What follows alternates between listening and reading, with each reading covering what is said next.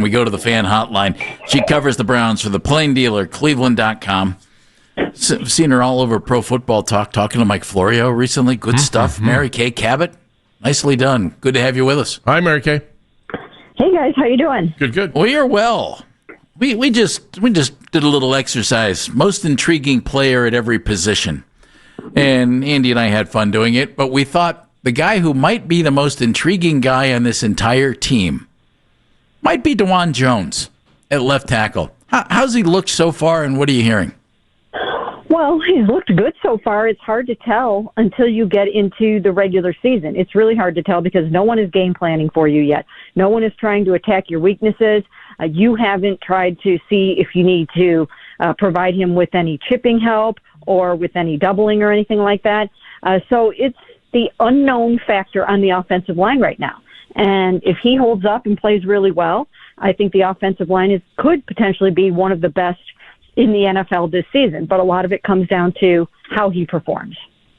Mary Kay, I thought it was interesting yesterday that Kevin Stefanski said he had never been to a big-time college football game other than, his own games at Penn. I think that's kind of fascinating that your head coach... That was funny. Yeah, but it makes sense. If you're working in the NFL, it's kind of hard to get away on a Saturday to go watch a game. What was your reaction to that?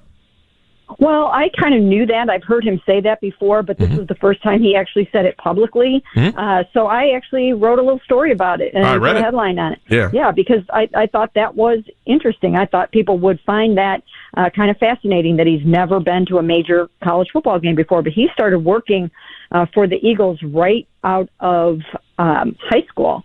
And so right out of college, right out of Penn. So he didn't have those Saturdays. Right from the jump, he was already tied up and busy and working in the NFL on Saturdays. So you just don't have time to go to those kind of games. But it is interesting that in all of these years that he's never been to one. And as I wrote in my story, if you're going to pick one to go to, you want to go to Ohio State beating top-ranked Texas in Week 1. Good point. Browns had people there. They had folks at the LSU-Clemson game, according to reports. How active are they going to be this year, Mary Kay, tracking down every guy who might be a possibility for a first-round pick at quarterback next year? Well, absolutely. Every time these top quarterbacks are going to be playing around the country, the Browns will be there in some form or fashion. They will be represented at all of these games. It's vitally important that they come out of the 2026 draft with their quarterback of the future, unless, of course, Dylan Gabriel establishes that he is their surefire 100% can't-miss guy this year. And it might be tough to do that unless he has a lot of playing time and a lot of games and a lot of data. So they are going to be crisscrossing the country, looking at all of these quarterbacks and trying to determine the best course of action in 2026.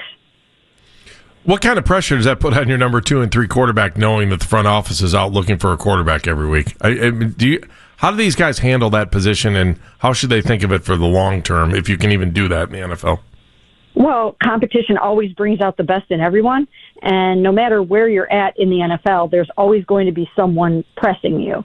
And so these guys should just get used to that because that's the name of the game in the NFL. There's always someone that's right behind you, ready to take your job, and it's just the tension of the NFL.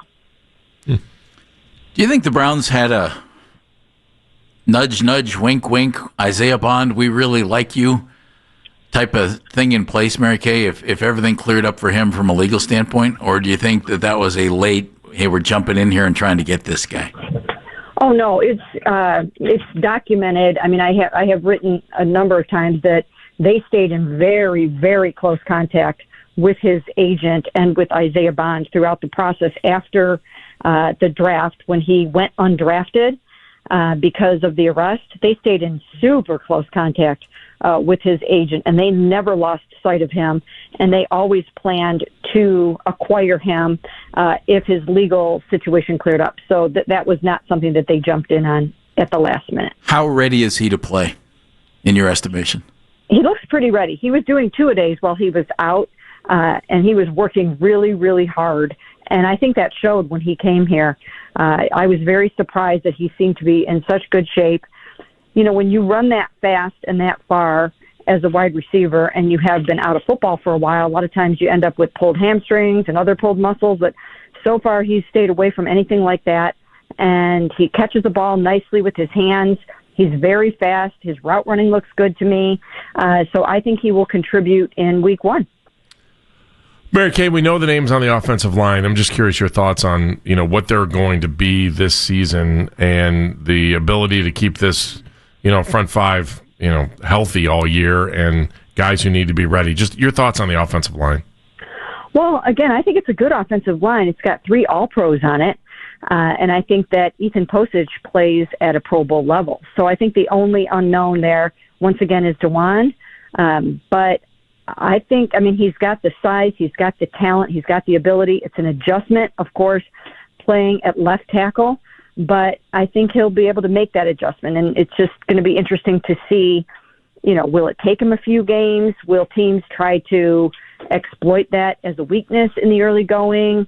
Will he be able to stand up to it? So other than that, I think they should be very solid across the board.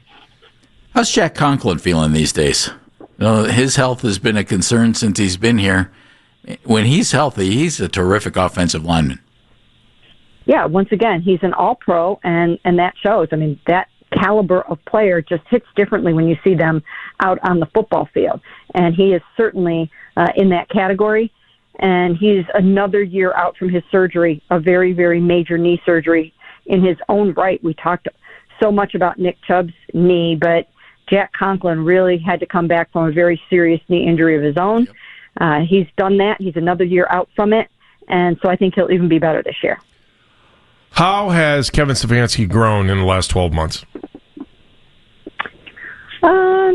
I don't know. He's pretty consistent. I don't know that I can honestly say that in the last year he's grown in any single category. I know that he tries to be better every year than he was the year before, and he's comes from a growth mindset, and he always tries to increase his knowledge of offense and every other area of the football team.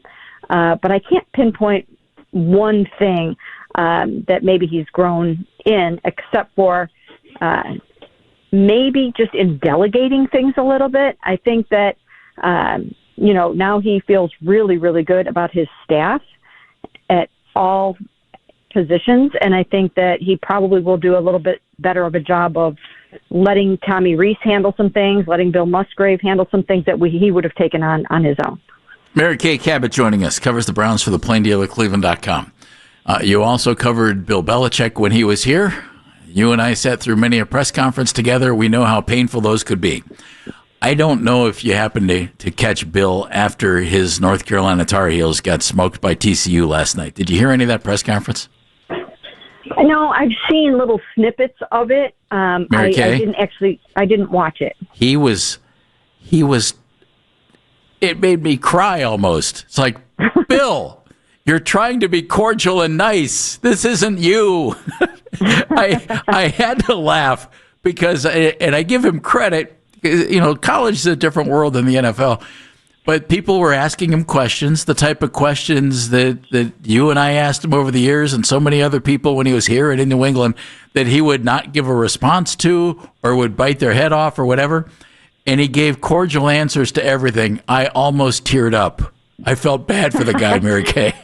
Well, you know what? It's early. It's early on in the process.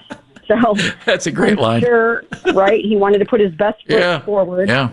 Especially after a beatdown like that. So yeah, not too surprised about that. Wonder how it'll go, weeks down the road. It was just so strange to see the guy that we know is just so blunt and direct, and everybody in the NFL knew that. But I just kept waiting when I'm listening, because I listened to the whole press conference, and I thought, well, that was kind of a cordial answer, and that one was a cordial. Oh man, come on, Bill. Who is this guy? It was different. Yeah. It was different. Yes. It is weird. It is weird, though, to look at their coaching staff and go, man, this is like a Cleveland reunion. Michael Lombardi, Freddie Kitchens, who else? Mike Prefer's there. Jamie Collins is there. I mean, I think I was a little intrigued by that last night, too. I'm like, there's some serious Browns influence on on the staff that he has at North Carolina. Oh, no question about it. It is. It definitely has a Cleveland Browns vibe to it, which is really kind of weird. But, some familiar faces that we all enjoyed covering here. Browns and Bengals coming up on Sunday. Are you being PC on that? I'm sorry, Jeff. You're being a little PC on that, aren't you? We all did. I mean, a little bit. Sure we yes, did. Interesting characters across the board. Yes. Browns, Bengals. Bengals doing something different this year and playing Joe Burrow in the preseason. Joe has had slow starts in the past. I wonder if it pays off. What are you looking for on Sunday? Well, what I'm looking for is how is Joe Burrow and how is that offensive line going to handle what looks to me to be a dominant defensive line of the Cleveland Browns. I think that is where the game is going to be won by the Cleveland Browns on Sunday, is their defensive line getting after Joe Burrow, and they better have a game plan for how he's going to get the ball out quickly and how they are going to function on offense, because I think Myles Garrett is going to come out with his hair on fire. I think Mason Graham is going to show out very well, and the rest of the defensive line. And I just really think that is where the game is going to turn. You like the Browns? I do, because of that reason. I just think they, like I said, they better keep Joe upright. They better keep him protected and able to function, or it's going to be a very long afternoon. You did a great job all preseason. Loved all your training camp coverage, everything you did to get ready for the season. Can't wait to see your work as we get going on Sunday. Thank you, Mary Kay. Thanks, Mary Kay. Sure. Thanks for having me, guys. Mayor Kay Cabot, PlainDealerCleveland.com.